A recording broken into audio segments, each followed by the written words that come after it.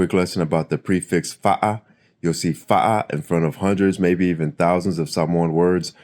Right after fa'a is usually the root word. When you add fa'a as a prefix to most words, not all words because there's a few other functions of fa'a, but for a lot of words, fa'a means to cause the root word to happen. So for example, masima means salt, sugar is suka. So fa'a masima is to add salt or make it saltier. Fa'a suka is to make it sweeter, add sugar. Pa'u means to fall. Fa'a pa'u is to cause the fall or to cut it down. Tofa is goodbye.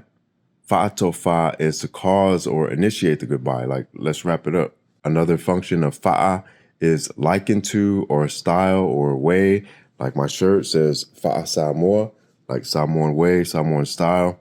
And to answer someone's specific question, fa'afine means woman. Fa'a fa'afine means like a woman or a woman's style. You'll hear people say fafa a lot, but it's actually fa'a fa'afine. So I'm not sure if fafa is a bad word, so excuse me if it is. Then finally, when you add the fa'a prefix in front of numbers, fa'alua, fa'atolu, fa'afa, fa'alima, 2 times or twice, 3 times, 4 times, 5 times, so forth. That's what that means. Yeah, tato fa'atofa, fa'atofua.